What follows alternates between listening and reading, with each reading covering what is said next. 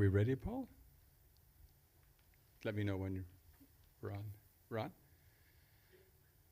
Welcome to each one of you this evening for this very impromptu Meet the Doctor evening. The doctor is getting his technology ready, his laptop going, but in the meantime, welcome. I'm really glad that you could join us. And those who are at home, we advertise it as being available online, and either this evening or you can watch it anytime. And if you like it and you want someone else to watch this presentation later, just tell them to go to the website, Plymouth-Sorrento Church website, and they can watch it anytime over the next eons until the Lord comes. Should be up there. So the topic, of course, tonight is epigenetics. Discover how chronic disease may be reversed by changing our habits. What do you think of that topic? And epigenetics, and we're going to learn a lot more about it this evening, so we really appreciate Dr. Eddie Ramirez. He's a medical doctor, research scientist, published author, and international speaker, is the director of HealthWise, lifestyle medicine in Pennsylvania. His major research interest has been how food and lifestyle have the ability to prevent and reverse physical, mental diseases. His research has resulted in over 165 publications, and that's a lot, which he has shared in person in 88 countries around the world. So, Dr. Ramirez, we really appreciate the fact that you called me and said, hey, I'm going to be in the area, and if you want me to speak, I'm available. And Charmaine, not his mother-in-law, but his grandmother-in-law. Could we say that, Dr. Ramirez? His grandmother-in-law just got back from Pennsylvania, and so Dr. Ramirez came back with her, and you'll be heading out in the morning? That's right. Beautiful. So but you're not a stranger to the Plymouth-Sorrento Church nor to the Umatilla Church, and so we want to get a little bit of, you can sort of get us up to speed with what you've been doing, because we are always interested to know where you have been traveling and what you've been doing, and then jump right into the topic tonight. But before we do, we want to also welcome each one of you, and I have a special couple that I've known for basically in the neighborhood. We left Utah Pines 40 years ago. If the math adds up, 82, and now it's 2022, would that be 40 years? In my math, and I'm not using the new math, but the old math, it used to be 40 years. So we worked together at Utah Pines, Dr. David Miller and his wife Judy, and they have children that were born at Utah Pines. And so maybe before Dr. Eddie says anything, why don't we just have you come up and just, both of you, just want to introduce you to the group here. Dr. Miller has worked in lifestyle medicine for how many years? Well, I guess before they called it lifestyle medicine, that's when we did it. It was 1978 was when we first left Florida Hospital after I took a year in the family practice program, and the Lord kind of moved on our hearts to move to, instead of the Far Eastern Division, a mission hospital that we were contemplating, he moved us to Far Eastern Alabama, where we worked with healthy lifestyle and a way to show people ways to miss out on the common diseases that take everybody down. Even like the Surgeon General here in America pointed out 30 years ago, he said, 80% of America's disease would disappear if we'd pay attention to the 3 F's, the fork, the feet, and the fingers. And so you could guess the fork is, what are you eating and drinking? The feet, did you get a little exercise? And the fingers was, have you gotten out of Marlboro country, So if you haven't, it's a good time to do so. Excellent. And you worked with the doctors Agatha and Calvin Thrash? Right. Most of that time was working at the Lifestyle Center, and sometimes when they would be traveling and lecturing, I'd be more taking care of some of the patients at the center. Right. And you were there for how many years? We were there for a little less than 26 years. So. Wow. That's a significant commitment. Mm-hmm. Yeah. So, Judy? Dr. Thrash, both of them are gone now. Yeah. I knew him. I didn't know if he's still living. Yes, Dr. Calvin Thresh died in 2002, and I think Dr. Agatha Thresh sometime in the last 5 years, but Right. something like that. Yeah, So. yeah. So Judy, do you have anything you'd like to say? No, it was just excellent years we spent at UG Pines, so Yeah. yeah, it was great. How many of your boys were born there? No, we had the two boys when we Is moved your there in daughter- '78. Our youngest, our daughter, was born in Yeah, 1981. 1981. Wow, the same year as our son was born also at UG Pines. That's right. Yeah, beautiful. Well, we are so delighted. This is such a surprise. I got a phone call yesterday, and David and Judy said, "Hey, we're in the area. Can we get together?" And here we are. This is a lovely surprise, and we're going to enjoy Denise and us tomorrow. We also had the privilege to work with Dr. Eddie before he was Dr. Eddie down working for Dr. Neil Nedley in southern Oklahoma for 5 years. So some of you are familiar with his work as well. Yes, So. yes. So we're looking forward to this. Yes, we're looking forward to your talk. So let you get on with it. Thank you so much, Dr. Eddie. Well, good evening. Sorry for my dress. I'm, issues with the luggage and so forth when you're in airports and all this. Usually don't do this with hands. And it's been a busy agenda. 6 weeks ago, I was in Australia, and we were doing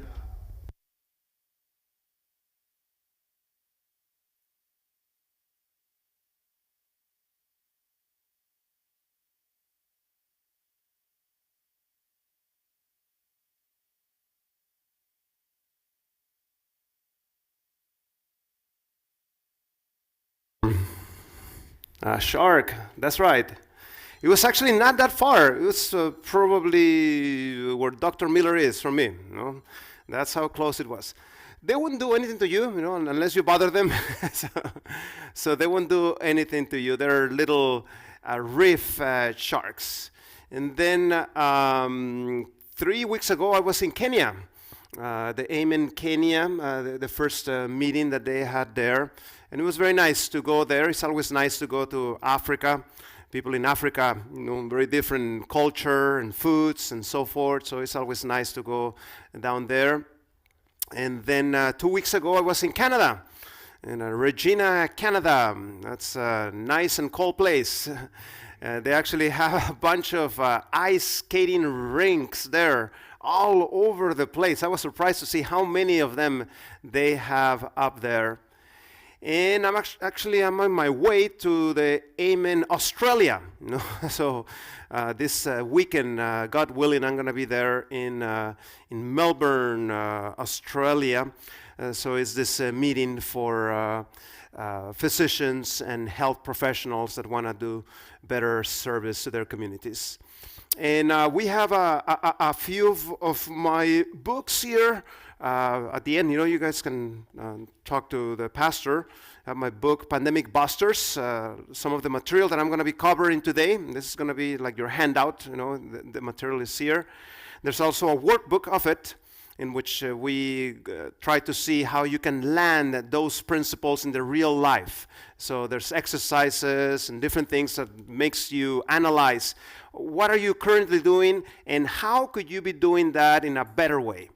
And then this book that it just came out, we just made it. It's called I Have the Flu, What Should I Do? Children today, they've been bombarded by all this marketing, trying to convince them that junk food and all these bad things are good for them. And we need things that go against that. And that's why we created this resource in which we teach the child about the importance of rest, of exercise, of eating healthy, and so forth. Actually, our designer, the person that designed the graphics, is actually somebody from the Ukraine. She was in the middle of the bombs and everything, and she was helping us, with all this project. I think it was good for her, You're just thinking about the bombs are falling outside your home, you'll lose your mind, But if you're busy in your head and doing something, that's actually therapeutical. And this book is actually being translated into 15 languages as we speak. We just received the Swahili one, and the Japanese is also ready. The Ukrainian is also ready. We're about to finish the Finnish, the one from Finland, and the Chinese also is about to be done in a few weeks. The book is available in, they have a few here, but it's also available on Amazon, the digital version, the Audible. If you like to listen to audiobooks, you can actually get the Pandemic Busters in Audible format. And so does the workbook and the children's book. So let me give you this from the very beginning, a little bit of how to do a little bit of follow-up. So all my research is found on that ResearchGate page. Just put on Google Francisco Ramirez ResearchGate. Put those 3 words in your Google, and you will arrive at my research. There's more than 166 projects there that you can freely have access to. There's also a Twitter account, Eddie RD MD, and so does a YouTube page, dreddieramirez.com. And if you want to come and travel with me around the world, there is that Instagram page. If you want to come and see what I am seeing around the world. All this is free. I'm not selling you absolutely anything. These are just resources that help you, motivate you, and give you encouragement to make those positive lifestyle changes. So let me start with this published clinical case. We published this study in a journal of the American Heart Association called Atherosclerosis, Thrombosis, and Vascular Biology. Classic patient that comes to our lifestyle center. Patient had a problem with his weight. He was weighing 381 pounds. He had diabetes for a few years. He was taking one medication, metformin, and he had an important problem with his blood pressure. Even though he was taking 2 blood pressure medications, still his blood pressure was too high. And in a matter of 18 days, after doing a plant-based diet, exercise, proper rest, spirituality, and the whole package, he was able to lose 16 pounds. Notice that his blood pressure came down to normal levels. We had to stop his blood pressure medication because his blood pressure came down to normal levels. Not only that, his fasting glucose came down to acceptable levels. We had to stop his metformin. Now, at the end of the 18 days, he didn't say, oh, I got well, I'm going to go back to my old habits. No. He learned well, and from now on, he continued with that new way of living. And you can see there, in a matter of 6 months, he already has lost 83 pounds. He no longer needs the blood pressure medication. He no longer needs that diabetic medication. He continues with the changes, and in a matter of 11 months, his blood pressure still is perfect. And no longer, on the blood pressure medication. His cholesterol is perfect, 140. That's where we want to see your cholesterol, under 150. That should be your goal. His bad cholesterol, LDL, 61. Very good. We want to see that LDL cholesterol 75 and under. That should be your goal. But the most surprising number is that is called the hemoglobin A1C, the one on the right, of 5.5. On a diabetic that does not take diabetic medication, it means he's no longer diabetic. That diabetes went into remission. Is that good news or bad news? Good news. And this is what happens when you make these intensive lifestyle changes. And here you can see this patient, after losing 141 pounds, you can see the before and after picture. After a year and a half, no longer obese, no longer diabetic, no longer hypertensive. This is what lifestyle medicine does. And what you just experienced, we can explain this by a concept, and this is going to be the name of the most important word of tonight, by something that is called epigenetics. Think about epigenetics as your light switch. Okay? See, you can have the cable that attaches the electricity from the outside to this cable, to this light. You can have the electricity, you have pay your bill and everything. You can have the bulb there.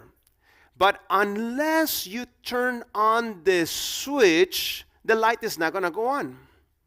And see, we're understanding today that many of the diseases that we are facing have as their origin the genes. There's something that the genes are not going in the right direction. And our understanding today has helped us now that we can see that those switches that turn on and off disease genes or health genes, we're starting to understand what can we do to have an influence on those switches. This is Time magazine. Notice in this article that they did on epigenetics, the new science of epigenetics reveals how the choices you make can change what? Your genes and who else's? And your children's genes. See, my habits have an impact at the level of my genes, and then I have children and I inherit some of those predispositions to my children. So I cannot think very selfish, oh, it's my body, I can do whatever I want. Well, not necessarily, because you're actually having an influence on the lives of others through that process of epigenetics. And see, when DNA was discovered, they found out that there was some areas of the DNA that were coding DNA. It had something useful. We could understand some of those genes that were there. And then they found a big area of DNA that it seemed it was not doing anything good, and they called that the junk DNA. But you know, God doesn't do junk, isn't it? And now we're understanding that that junk DNA actually has very important functions on the genes. All that junk DNA, all that they thought that it was remnants of evolution and just this code that was there in a useless way, now we're understanding that that code that is there has an effect on those epigenetics. It helps turn on and turn off those genes. And if you're not into DNA and genes and this type of things, let me explain to you this concept of DNA in simple language. Think about that DNA as a cookbook. Anybody has a cookbook in home? All of us, isn't it? So what is a cookbook? A cookbook is a collection of recipes. What's a recipe? The step-by-step procedure of how to arrive at something. So that's basically what DNA is. DNA is that cookbook, and there's many recipes. Each of those genes is one of those recipes, and they code how to do different functions in the body. Or if you're a little bit more electronically oriented, think about the genes like the apps on your cell phone. Okay? So, do you run all the apps on your cell phone at the same time? Yes or no? No, you're going to crash your phone if you do that, isn't it? You can only run so many. So, which apps do you run? You run the app of what you have a need of. If you're lost, there's an app there that shows you a map and tells you where to go and so forth. If you want to send a message to somebody, there's an app there, you press there, and then you can type your message and send it to whoever you want. So in the same way, the genes that are activated depend on the need that you have. If you're injured, there's a need for the body to experience, reparation and so forth. There's genes that turn on that help repair the body and so forth. So the process of this epigenetics is quite complex, and we're not going to go into the details, but let me show you how this works. When a gene gets activated, this is what happens in your body. So you have the cell, and inside the cell there's something called the nucleus. So let's go inside the nucleus of the cell. Inside the nucleus of the cell, that's where we find the famous DNA. So when the gene gets activated, this is what happens. There is a micro machine that knows how to carefully open the DNA. Once the DNA is open and exposed, now we need to make a copy of the gene that we need. So another micro machine is formed, and then we start making a copy of that gene. You know how that thing is called? It's called the mRNA. You know, the famous vaccine and stuff like that? That was the famous mRNA. So that mRNA needs to travel outside of the nucleus. It needs to identify correctly. If it identifies correctly, the door is open. Then it travels outside of the nucleus. But that's just a copy of the recipe. I need to interpret this recipe. So there is another micro machine that is going to assemble that knows how to interpret this gene that was activated. And this is the way that it works. You have 3 complementary pairs that need to fit perfectly. If they fit correctly, then they stay there. And in the bottom part, this is the end result of that gene, which happens to be a protein. Now, this needs to be accurate. If you put the wrong protein, you ruin the whole thing. So this needs to be something that needs to be very, very accurately done. And then once we have interpreted this, we're still not done. There's one more step. I need to take this protein and I need to fold it in another micro machine. And again, this is something that needs to be done also very accurately. If there's a mistake in the angle of the folding, the protein is no good. So every angle needs to be accurate and correct. And then once this has been folded and it's ready, now something that functions like a truck comes and picks up that protein and takes it where is needed. Question, is this something very simple? No, isn't it? This is something like really, really complex that is happening inside of you right now. In fact, every single one of us need that process to continue living. So let me explain to you this interesting epigenetics in the following way. In the body, every cell of your body has the same recipe book. Now, your recipe book is different than my recipe book. That's why we don't look alike. Okay? That recipe book tells you, how tall you're going to grow, what color of skin you're going to have, if your hair is going to be, curly, if you're going to lose your hair early or later on, if it's going to become white. All those things are codified in that book. And in fact, every single cell of your body has the same copy. So here comes a question. If every cell in your body has the same copy, that means that the instructions to make the human being are codified there in that book. How come you don't have your heart in your toe? The toe knows how to make the heart. It has the same book. In that book, it says how to make the heart. How come you don't have the heart there? How come you don't have your lungs in your arm? Okay. Why is the lungs here, not here? You know what's the answer? Epigenetics. See, epigenetics is the process in which the body turns off and turns on the genes.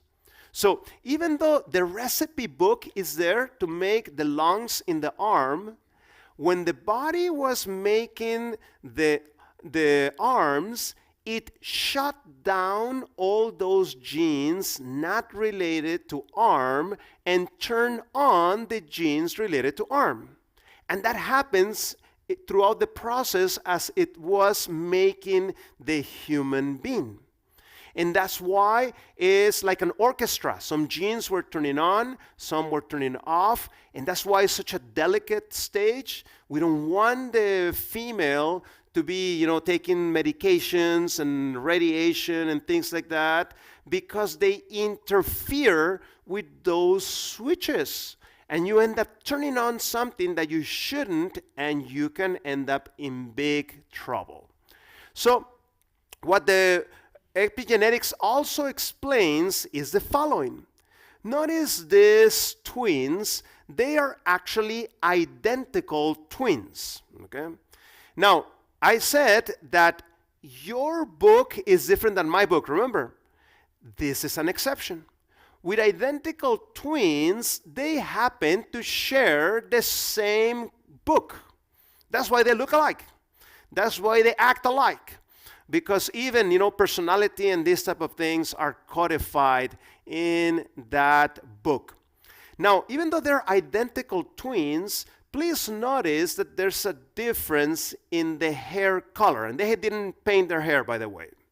Why they have different color of their hair, even though they have the same cookbook? Well, it happens to be, this is going to help. It happens to be that by some reason, the gene that codifies the color of the hair is functioning in one and not functioning correctly in the other one. Epigenetics also explains this. Notice the eyes of the dog. See, it's the same cookbook on the right eye and the left eye. How come they have two different eye colors?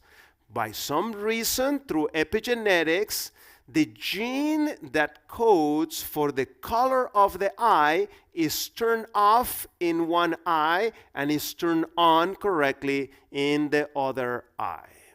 So you can actually visualize this with your own eyes. If you put a microscope in the nucleus of the cell, you can see which genes are active and which genes are not active. When the body inactivates a gene, the body packages that gene and puts it away. And you can see that. Do you see the areas that are dark in color? Those are the areas that have the inactive genes. Those genes are packaged, and therefore they have higher density, and that's where you can visualize them. And the active genes are in the area that is nice and clear. Can you see there?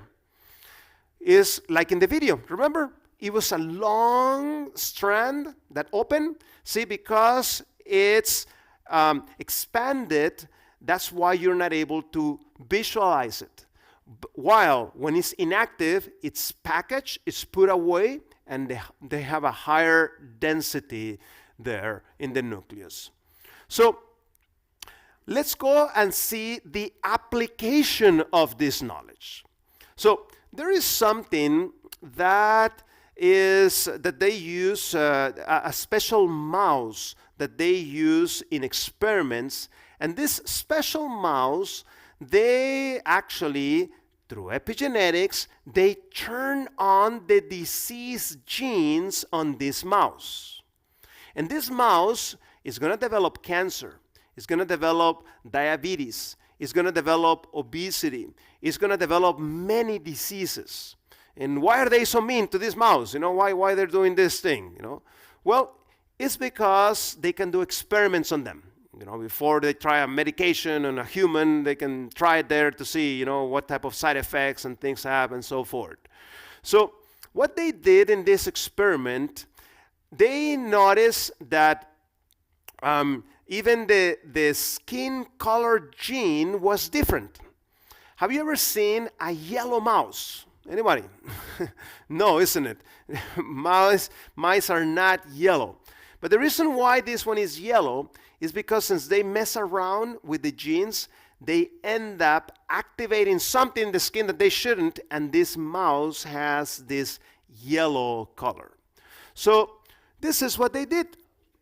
Then when this mice was pregnant, they put this mice on the New Start program, good nutrition, exercise, and so forth. And what happened as they gave good behaviors to this pregnant female mouse, you can see what was the offspring. The next to the mother is the offspring. What can you see? Just in the color of the skin. Any changes? He is no longer what? Yellow. See, the lifestyle changes had an impact at the level of the dysfunctional genes and was able to have an influence to start shutting down some of those genes, and you can see the end result. The mice that did that end up changing the colors. And when they published the paper, it was fascinating. Notice what they published. They said in the paper that these changes were heritable to the third and fourth generation. Anybody here ever heard about something about a third and fourth generation? Where did you hear about that? In the Bible. Where specifically in the Bible? The second commandment, the first 5 books of the Bible is mentioned a couple of times. Who wrote those books? Somebody knows where he got his PhD in genetics, Moses? How did he have this information? We just found this information out, Yet Moses, more than 1,000 years ago, he writes this, and he's just bullseye. Right on, exactly there. This is one of the instances, Numbers 14:8, in which he mentions the third and fourth generations. So my habits have a positive or a negative influence at the level of the third and fourth generation. That's why this is so important. Now, sadly, not only good behaviors have a positive effect on the genes, bad behaviors have a negative effect on the genes. And that's what this paper is about. In these rats, when the rats were pregnant, instead of putting them on a healthy lifestyle, they actually put these rats in a junk food type of diet full of fat and calories and refined foods and so forth, not too much exercise, and all these bad behaviors had a negative effect on this offspring that was born. And when they follow up those baby rats, these baby rats had problems with their cholesterols. These baby rats had problems with temperance, their ability, to control their appetites. They love junk food and fatty things. They had problems with their weight. They had an early puberty, and they started developing many diseases that the parents didn't develop. And they actually analyzed the brains of these baby rats, and these baby rats had an extreme pleasure sensation anytime they ate junk food. Is that good or bad? Bad, because that's exactly what they naturally start to seek. And this taught us that good behaviors have good impact on the genes. Negative behaviors, unfortunately, have a negative effect at the level of the genes. And there's also a fascinating study. They still keep on doing this study. They were analyzing the people that was born in the time of the Second World War. If you study history, you will see that the Nazis, they were very interested in conquering the Netherlands, because if you have ever been to the Netherlands, there's farms everywhere there. So the Nazis realized, man, we're going to have a lot of food for our soldiers if we conquer the Netherlands. So that's what they did. They conquered the Netherlands, and they took all the cows and the sheep and the goats and all these foods, and they sent them to the front lines. Well, in the meanwhile, the people in the Netherlands didn't have enough food. And they documented ladies that were pregnant that survived their pregnancy with 580 calories. I mean, that's like 1/4, 1/5 of the calories that a female that is pregnant should be eating. And surprisingly, many of these babies did make it to term. Of course, there were, smaller babies and so forth, but they started learning about a new concept here. And that is called the thrifty genes. If in your ancestors there have been wars, there has been famines, there have been crop failures and so forth, you may be carrying some of those thrifty genes. And the thrifty genes, what it does, it learns to survive with very, very little. So the genes got adapted to the little amount of resources. And they follow up those children that were born during that time. War was over, and so does the cookies came back, and the cheese, and the milk, and the cows, and the chickens, and all those things. And as those people experience those overabundant, rich foods, they notice that these people were very high risk for disease, more than the average population, because they were carrying those thrifty genes. Higher rates of heart disease, higher rates of cancer, higher rates of hypertension, and many other diseases. They keep on publishing papers about this. And something similar happened in Norway. I speak Norwegian. I used to live in Norway for many years. And in Norway was another country that the Nazis went and conquered. Because Norwegians are also, they have a lot of farms. They were very interested in taking all that food from the Norwegians. So they took all their animals, all the cows, all the sheep, all the lambs. And notice what happens regarding heart disease. Heart disease started falling down in the whole country of Norway as they removed the sources of cholesterol and inflammation. But what happened around 1945? War ended, and so thus the cows came back, the chicken came back, and all those overly abundant foods came back to Norway, and so does heart disease started to go up again as a result of epigenetics. Be careful with marijuana. This is something that is currently being studied, how it causes the disease genes to be activated. Okay. Be careful, not because everybody's using it, that means it's something I should be using. Okay? Beware of that. And alcohol also has a negative effect, so does stress also has a negative effect. And notice this paper published in the journal Nutrients, quoting the journal literally, science has discovered that what we eat exerts the strongest effects on these epigenetic switches. So that means in my house I have something very dangerous. It's called a fork.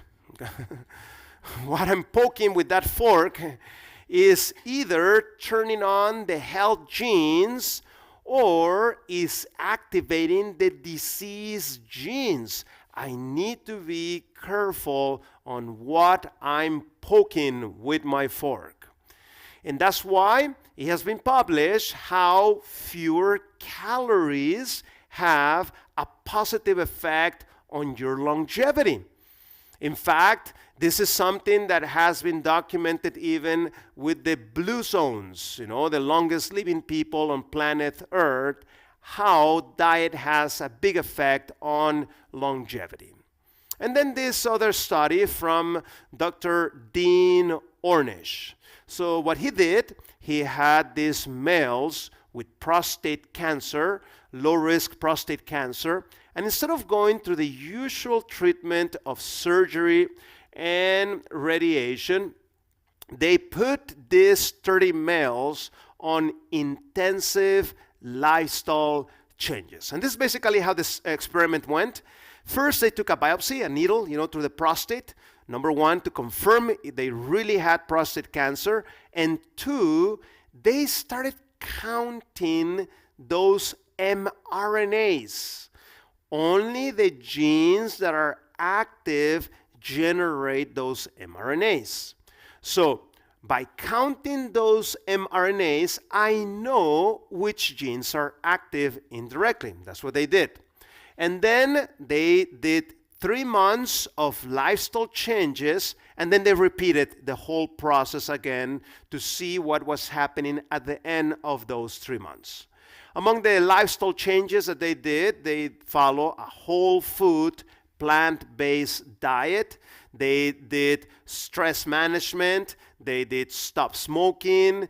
They did aerobic exercise, and they were motivated by a group of professionals to continue those positive changes for those 3 months.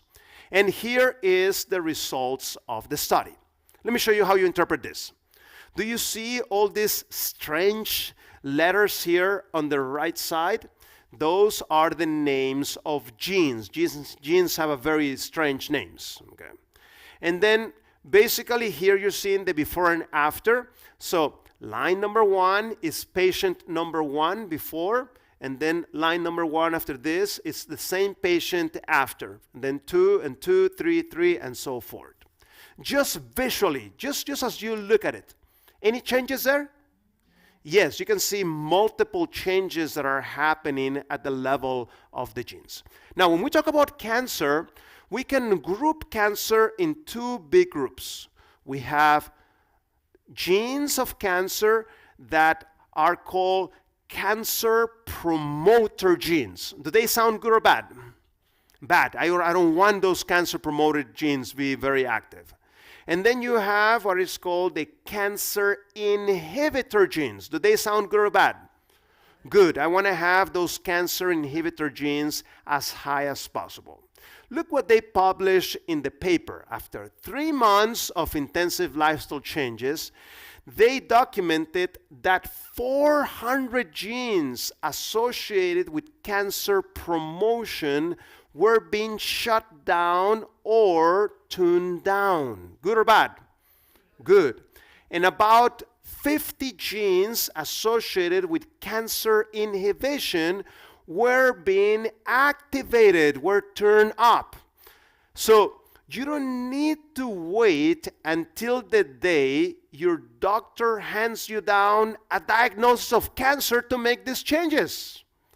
If you start making these changes, this is what's going to start happening at the level of your genes.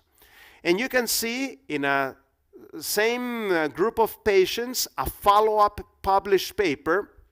You don't need to have the title of radiologist to understand what's happening here. You can see the size of that cancer on the left, and then 1 year later, you can see what's happening to that cancer. Is it good or bad? Good. And why is this happening? And the answer starts with an E. Epigenetics. As the patients continue with those positive behaviors, they start affecting the cancer genes and start to have a positive effect, shutting down some of those cancer genes. And then everything is about diet. It's also about things like rest. In this study, they had these young, university, healthy people, and they demonstrated that 6 hours or less of sleep for 1 week turned on 711 disease genes. Is that good or bad? It's not good. So that's why we need to be, have that good habit of sleeping enough. Exercise also is very important. In this paper, they were demonstrating that 20 minutes of exercise start turning on a lot of health genes inside of you. And you should do in a little bit more than 20 minutes. But just 20 minutes has a positive effect on your genes, and that positive effect actually carries on for more than a day. So not only you benefit today, but you're actually benefiting tomorrow from the exercise you did today. And look at this very fascinating paper. It was reported on the New York Times how fathers that exercise their children are smarter. And now you know why. The answers are with E. Why? Epigenetics. As the father turns on those health genes, it inherits those health genes to their children. And Ministry of Healing says, disease never comes without a cause. The way is preferred, and disease invited by disregard of the laws of health. So that's why I'm very happy that you're here tonight, because you're learning about those health laws. And as you learn about them, then you can put those principles in practice, and you will start harvesting those positive effects. So we have learned tonight that changing our diets and our lifestyle has an effect on which genes are being activated. And which genes are being activated determines which genes are interpreted. And which genes are interpreted has an effect at making changes inside of you literally.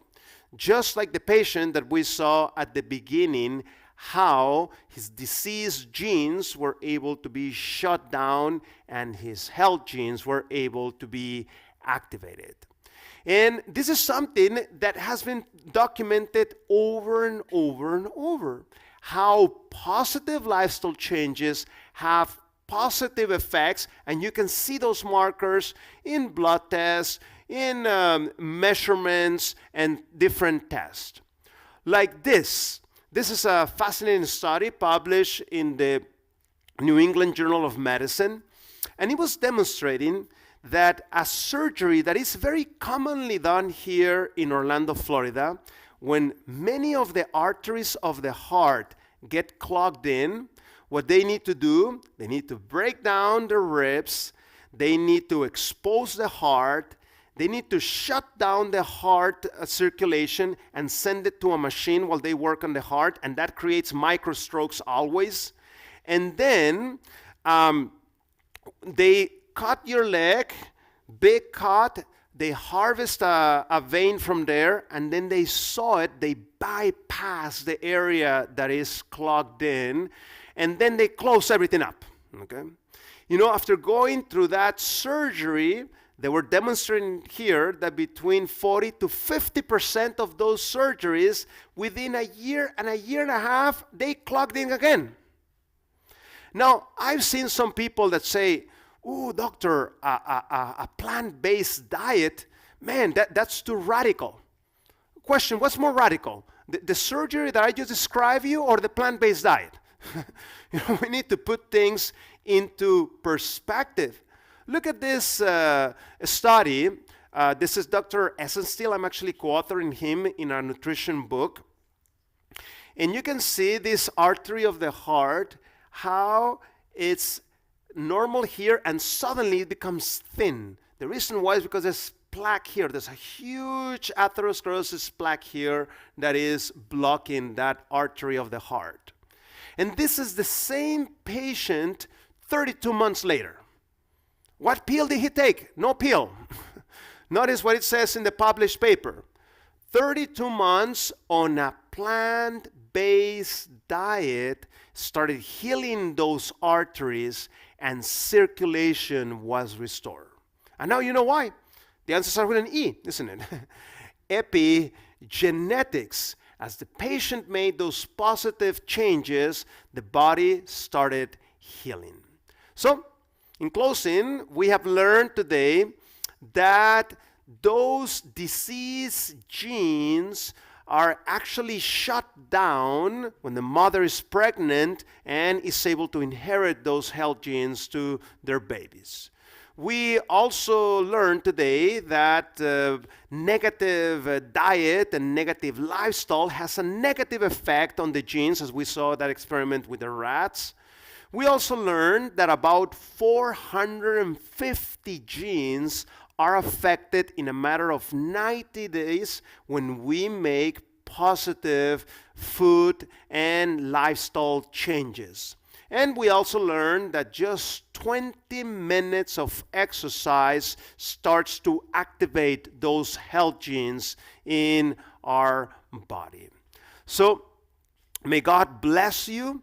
May you now, understand this concept of epigenetics. May you start making those positive changes in your life and be able to harvest these blessings that God wants to bestow upon us. Thank you very much.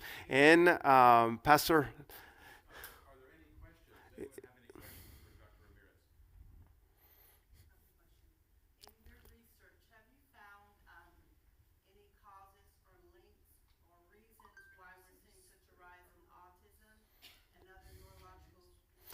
that's a really, really interested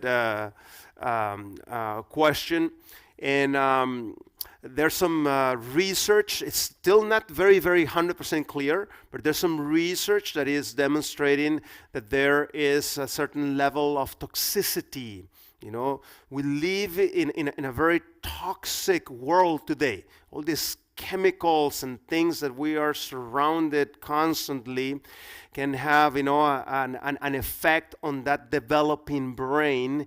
And that's why, we need to be very careful, especially mothers that are pregnant. They need to be doubly careful because things that affect you, they're going to affect much more, those babies that are being developed. There's a fascinating study that came out of the Faroe Islands, north of England, little colony of the English and of the Danish. And these people are clean people. They're not polluting their oceans or anything. But the problem is that around the world, many countries don't care. China and Latin America and India, they just, drop all kinds of junk in the oceans and so forth. And the whole system isn't corrected. And what happened in the Faroe Islands, researchers started identifying that children, their IQ was coming down in the island of the children. So after analyzing multiple variables, the conclusion of the research was the high consumption of sea products was actually bringing all that high toxicity when the mothers were pregnant and when these babies were small and when they were eating these foods, that toxicity had a negative effect in the development of the brain. So that's what happens, you need to be very careful of what type of things you are being exposed. And by switching to a whole food plant-based diet, you decrease very much the load of many potential toxins. Yes?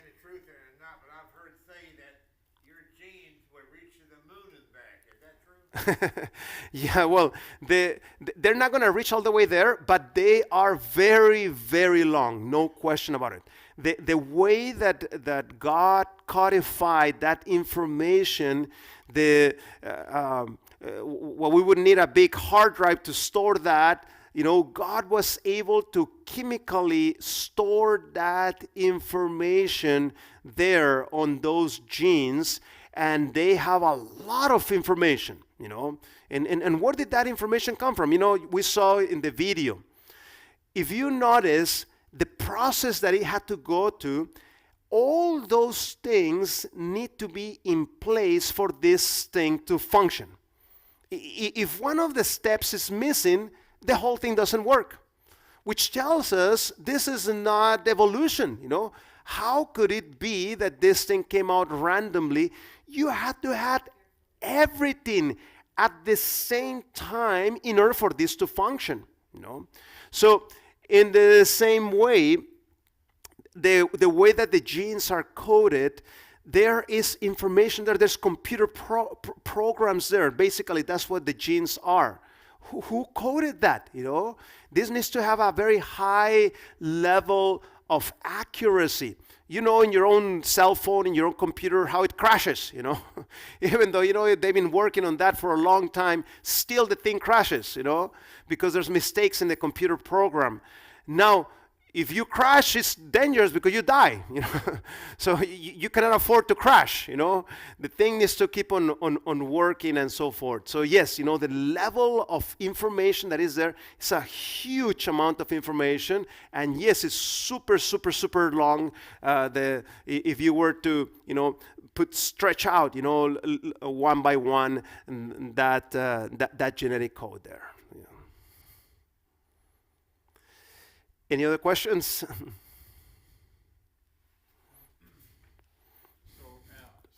see. Microphone. Did I leave my microphone? Anyone see the microphone? It's all the way in the back. Thank you so much, Dr. Ramirez. Thank you so much. Anyone else have a question? Certainly. There we go. Maynard. Could you share with us about your institute in Pennsylvania, your program there, the length of the program, and so forth? That's right. Well, right now in Pennsylvania, we don't have a lifestyle center yet. We're working on establishing one soon. Basically what we're doing is mostly community interventions, you know. So it's not a live-in program as such. I'm still involved a little bit with Weimar. So I actually teach the research class for Weimar University. And they do have a program there. It's called the New Start program. It's an 18-day program. The patient I show you, that patient is from the New Start program, the 18-day program. The website is newstart.com. Okay, that's where you can find the information there of the programs and so forth. It's an 18-day program. It's not the only program. There's other options. You have here in Alabama, you have UC Pines. They also run lifestyle programs. You have also Wildwood in Tennessee, also, you know, quite close to here. And there's also another lifestyle center in South Dakota. Outside of Rapid City in Hermosa, South Dakota. I'm in the board of directors there for that institution, and they also have a nice lifestyle program. So yeah, it's a matter of, you know, calling around and see which one fits your need. If you want to do one a little bit more exotic, you know, there's the one in Norway where I used to work. It's called Fredheim, fredheim.org. That's the website there. I'm going to be there in the middle of November. There's a special English program that we do. So if you want to join that program, you're more than welcome. Beautiful Norway. That lifestyle center is surrounded by state forest. So there's, you know, miles and miles of walking trails, beautiful, loaded with blueberries all over the place. Beautiful place up in Norway. I think you could go on a site called OCI, Outpost Centers International, and if you go to Outpost Centers International, they list all the lifestyle centers all around the world. Outpost Centers with s.org is the website. Outpostcenters.org. Perfect. Mm-hmm. Excellent. So many different options. Now, have you found this interesting? Yes. They're a practical. Now, we just finished a program here called Diabetes Undone, which was basically teaching how in a practical way, how to apply what we were talking about here. I'd like to show a 2-minute clip from a film that's called Plant-Wise, and the film is called Plant-Wise, and you can go on a website called plantwisefilm.com. If you go to plantwisefilm.com, this right here, plantwisefilm.com, you can watch the film for free. It's a 48-minute film. This is just a 2-minute trailer, you might say, for that film. And it basically is teaching the principles of of how to turn on the good genes, the healthy genes, and how to turn off the unhealthy genes. So we're just going to watch that, and then you can go home and watch this film, and then we'll be doing cooking classes.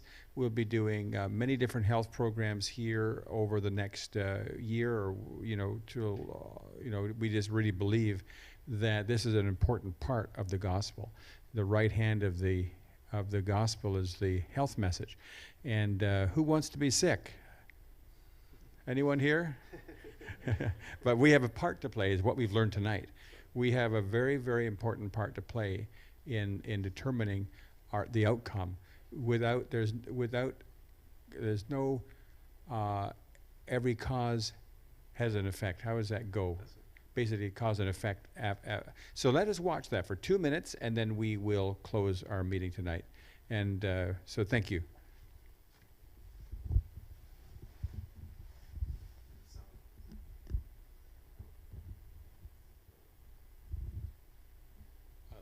Let's wind it back and turn the sound. Yeah. We'll get the sound. Is this a technical difficulty?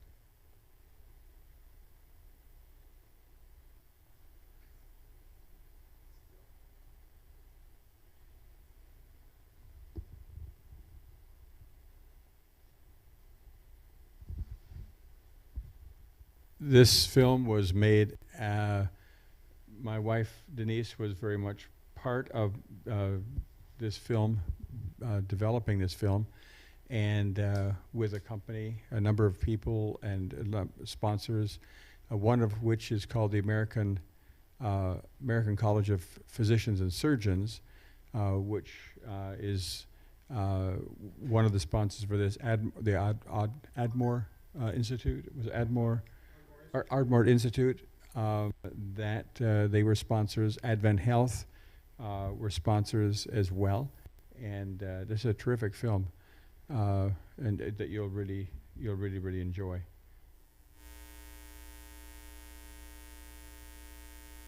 Maybe go right back to the beginning.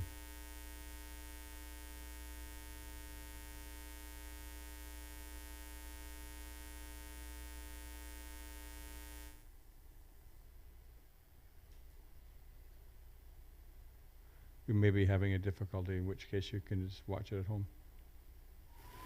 If you just see one patient with a heart attack and then another patient with high blood pressure and another patient with diabetes, at some point you got to just back up and say, what is causing all of this? I saw 5 experts on diabetes. They all told me that there was nothing you can do. It's in your DNA. I was in my 49th year at 380 pounds, and it occurred to me I wasn't going to see 50. I even asked my doctor, I said, hey doc, will I ever get off this insulin? And he flat out told me, no, you're going to be on insulin the rest of your life. Heart disease, stroke, type 2 diabetes, all major killers. Mexican obesity rates are now higher than in the United States. We're taught to treat diseases after they occur. We're not taught how to prevent them in the first place. It's a travesty that people continue to suffer and die from preventable disease. We have this acute care model to treat communicable diseases and injury, and we're still trying to treat chronic disease now with that same acute care model, but it doesn't work. The body is a natural self-healing machine, and disease is unnatural, avoidable, and even reversible with superior nutrition. The most important decision anyone makes every day is what they elect to put in their mouths. The people that are eating a standard American diet don't understand the scientific implications of that in their body. The whole point of research is to find out what's real and what isn't, what's true and what isn't. We had the cure, we've had it for decades. Foods are the cause, and if they're the cause, they can also be the solution. It's the best thing that ever happened to me. It saved my life. I'm now in control. It was just a complete reversal. More and more are recognizing the power of lifestyle to change.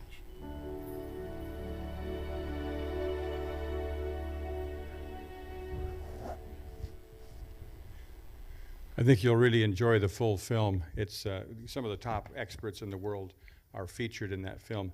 I did make a little mistake. In fact, isn't it nice having my wife at home watching this? It wasn't the American College of Physicians and Surgeons. It was the American College of Lifestyle Medicine was a sponsor. Now, it would have been nice if the American College of Physicians and Surgeons had a sponsor. I think that would have been a step in the right direction as well. So do you have any comments on what we showed there, Dr. Ramirez? Do you have any comments on that? No, it's just very well recognized team of people that are interviewing that movie. So yeah, very highly recommended, very nice and solid information, you know. And they're not trying to sell you pills and this type of things, you know. They're dealing with the root cause of the problem and encourage you to do those positive lifestyle changes. Right. It's refreshing, isn't it, when they're not trying to sell you anything. They're trying to reserve your money and invest your money in good, solid, plant-based foods and enjoy the benefits now and for eternity. Well, let's do any more comments, any questions? If not, So these books are available in the back, so yeah, at the end. yes, yes. And do we have, I don't know the costs yet. You can let us know, and we'll go from there. Okay. Well, let us have prayer. Let's pray for our dear doctor. We're blessed that you always call when you're in the area, and we're thankful for Charmaine that she's so kind to be here tonight as well and to support you. Heavenly Father, thank you tonight for this wonderful, amazing presentation, Lord, and how when the Bible says that we're fearfully and wonderfully made, it is so true. It just really boggles the mind how complex we are, and yet how simple it is we don't have to know all the mechanisms, but you just give us in that original diet, the nuts, the grains, the fruits, and added later, the vegetables. And as we live that lifestyle, Lord, the body takes care of all these things and gives us the best outcome possible. Lord, we are so thankful for Dr. Ramirez and the amazing work that he's doing in presenting these and many other topics around the world, for the many research papers that he has written and the impact that it's having in improving the lifestyle and the lives of people everywhere. So Lord, continue to bless him. May these books have a far-reaching impact in all these different language groups. And Lord, ultimately, Lord, you are the author of everything good, and you're the author of this beautiful message of hope and health. So put your hand upon him, bless his dear wife and children as well, and all of his extended family, and we think a special blessing on Charmaine. Lord, thank you that she could be with us tonight as well. Thank you for each one that's here and those that are viewing at home. And Lord, we are so looking forward to the day when you are going to come and put a final end to the suffering and misery of this old world, and where we will be able to live with you for eternity and with perfect health. But in the meantime, Lord, you've given us a formula and a prescription that we can have the optimum health even in this broken world. We thank you for that, Lord. So bless Dr. Ramirez, keep him safe as he travels, and bless his family as well, and each one of us.